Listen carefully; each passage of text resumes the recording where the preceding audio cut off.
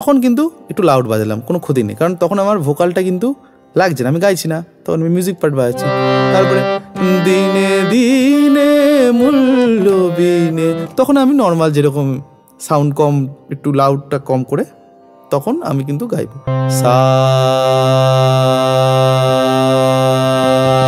বেড়ে গেল, এবার যে কমবে এইটা হচ্ছে এই সাউন্ডটা। নমস্কার সবাইকে, আমার চ্যানেলে স্বাগত জানাই।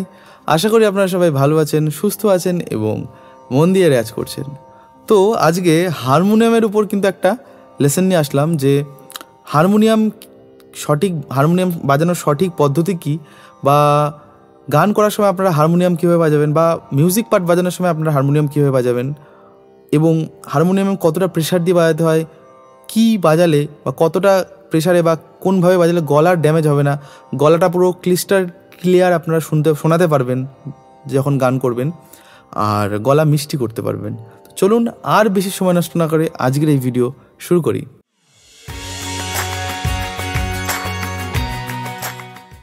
তো ভিডিওটি শুরু করার আগে একটা ছোট্ট অনুরোধ, যারা আমাকে ফেসবুকে ফলো করতে চান, সারা বিশ্বে একটাই নাম, প্রলিম হালদার, আপনারা আমাকে ফেসবুকে সার্চ করে পেয়ে যাবেন, ওখানে আমাকে ফলো করতে পারেন চাইলে, এবং আমার গান শুনবেন, অবশ্যই লাইক শেয়ার করবেন। তো চলুন, যেটা আমাদের প্রবলেম হয় যে স্কেল সিলেকশন, যে হারমোনিয়ামে স্কেল সিলেকশন। এবার এই স্কেল সিলেকশনটাকে আমি রেওয়াজের ক্ষেত্রে প্রথমে বলি। রেওয়াজের ক্ষেত্রে আপনারা যারা মহিলা আছেন, আমি আজকের দিনে মনে করি যে চেঞ্জার হারমোনিয়াম থাকাটা খুব ইম্পর্টেন্ট, কারণ আমরা যখন প্র্যাকটিস করব আমাদের গলা কিন্তু এক একদিন এক একটা স্কেলে থাকবে, মানে এক একটা স্কেল বলছি, এক একটা রেঞ্জে থাকবে। তো সেই অনুযায়ী আমাদের যদি গলার পিচ সিলেক্ট না হয়, সিলেক্ট না হয়, তাহলে কিন্তু গন্ডগোল হয়ে যাবে। কারণ রেওয়াজ করার ক্ষেত্রে আমি দেখেছি, যেমন আমি ক্লাসের ক্ষেত্রে এবং আমার বিভিন্ন প্র্যাকটিসের জন্য আমার গলা মাঝে মাঝে ডাউন থাকে, অর্থাৎ আমার বসা থাকে, তখন আমি কী করি, স্কেলটা একটু ডাউন করে নিই, যাতে আমার ইজি লাগে। এই নয় যে আমার আজকে গলাটা ভালো লাগছে না বলে আমি রেওয়াজ বন্ধ করে দিলাম। তো স্কেলটা ডাউন করলে বা পিচটা ডাউন করলে কী হয়, আপনারা একটু আরামসে লং টাইম, মানে যেটা আমি 10 মিনিট করলে আমার গলা কষ্ট হতো, সেটা 15-20 মিনিট আপনারা প্র্যাকটিস করতে পারবেন, সেটা গান হোক কি রেওয়াজ। তো মহিলাদের ক্ষেত্রে আমি যেটা দেখেছি, বা গুরুরা যারা বলেন, যে বি ফ্ল্যাট এবং জি শার্প হচ্ছে আদর্শ স্কেল সেটা বাজানোর ক্ষেত্রে, ঠিক আছে। কারণ যখন আমরা জি শার্প বাজাই তখন তার একটা ফিঙ্গারিংটা বেশ সুন্দর হয়, এবং বি ফ্ল্যাটে বাজালেও তার ফিঙ্গারিংটা বেশ সুন্দর হয়। এবং যারা চেঞ্জার ইউজ করবেন তাদের ক্ষেত্রে কী হয়, সুবিধা হয়ে গেল, যে ধরুন আজকে জি শার্পে গলা যাচ্ছে না মহিলাদের ক্ষেত্রে, তারা জিতে করে নিলেন, একটা ঘাট ডাউন করে নিলেন, মাইনাস বাদিকে করে নিলেন, বা যারা বি ফ্ল্যাটে করেন তারা এতে করে নিলেন। তো এই হচ্ছে ব্যাপার। আর গানের ক্ষেত্রেও তাই, কারণ গানের ক্ষেত্রে রেঞ্জ অনেক উঁচুতে হয়, অন্তরার দিকে অনেকটা উঁচুতে যায়, তো তখন কিন্তু একবার স্কেল ডাউন করে নিলে কিন্তু আপনাদের ইজি হবে। যারা নর্মাল হারমোনিয়াম ইউজ করছেন, আমি আপনাদের বলবো যে চেষ্টা করুন চেঞ্জার অ্যাফোর্ড করার, বা আস্তে আস্তে চেঞ্জার কেনার মতো সামর্থ্য করার, কারণ গান বাজনাটা সিরিয়াস যারা আছেন তারাই একমাত্র গান বাজনা করতে পারবেন। আমারও চেঞ্জার ছিল না, আমি প্রথমে নর্মাল হারমোনিয়াম শিখেছি, কিন্তু তারপরে আস্তে আস্তে নিজেকে আপগ্রেড করেছি। তো আমি মনে করি এখনকার দিনে যেরকম স্মার্টফোন জরুরি, যাদের কাছে নর্মাল হারমোনিয়াম আছে, যারা হারমোনিয়াম বাজিয়ে গান করতে চান, তাদের কিন্তু চেঞ্জার হারমোনিয়াম মাস্ট। তো 2 নম্বর পয়েন্টে আসি। 2 নম্বর পয়েন্ট হচ্ছে আমাদের অতিরিক্ত জোরে বেলে করা, বা আমাদের এই অতিরিক্ত হাওয়া ভরা হারমোনিয়ামে। তো এই যে আমি যদি বেশি বেশি করে আমি টানি, তখন খুব লাউড সাউন্ড হবে, এটা আমাদের কানে এত বাজবে, তখন আমাদের গলা খুলবে না, জোরে আমাদের গলাটা কম শোনাবে। দেখুন আমি একবার আপনাদের করে দেখাই। আমি জানি আপনারা শুনতে পাচ্ছেন না, কিন্তু যদি আমি এটা সব হাওয়াটা বার করে দিই, এবার যদি অপটিমাম যেটা হয় সাউন্ড, তো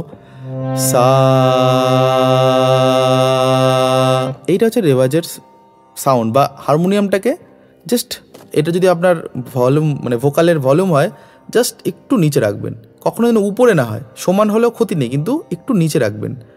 এটা হচ্ছে আপনার ভোকালের ভলিউম, যে গলার স্বরের ভলিউম, এইটা হচ্ছে হারমোনিয়াম একটু নিচে, ঠিক আছে।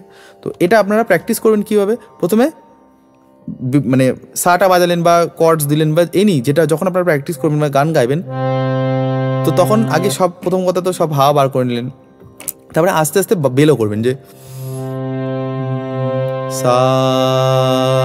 আপনারা নিজেরাই ফিল করবেন যে কোন জায়গাটায় সাউন্ডটা বেড়ে যাচ্ছে, তো তখন আস্তে আস্তে বেলোর এই প্রেশারটা কমিয়ে দেবেন।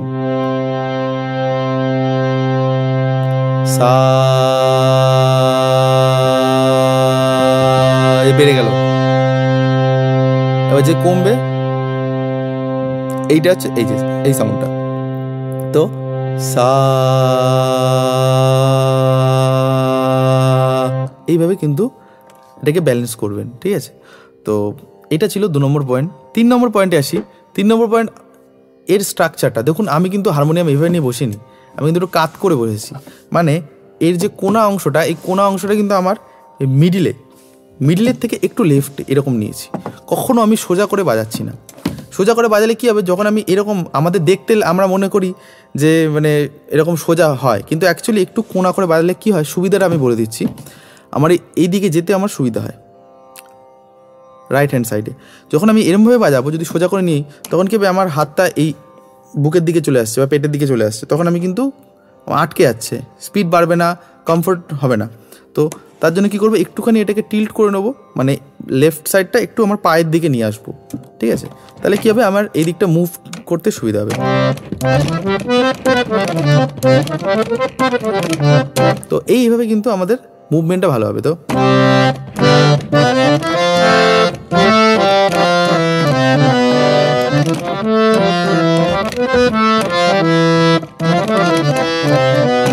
তো এইভাবে কিন্তু মুভমেন্টটা কিন্তু ইজি হবে। 4 নম্বর পয়েন্টে আসি। 4 নম্বর পয়েন্ট হচ্ছে যখন আমরা কোনো গান করছি, তো গান করার সময় কিন্তু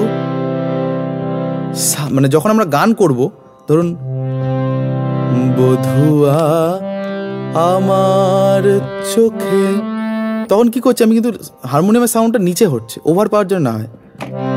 বধুয়া আমার চোখে জল এনেছে হায়, তখন কিন্তু বধুয়া আমার চোখে জলে, এই জোর ব্যাপারটা যেন না আসে। সবসময় ভোকালটা উপরে থাকবে, হারমোনিয়ামের সাউন্ডটা একটু নিচে আসবে। তারপরে বিনা কারণে, এবং যখন এরপরে ধরুন মিউজিক পার্ট বাজাচ্ছি,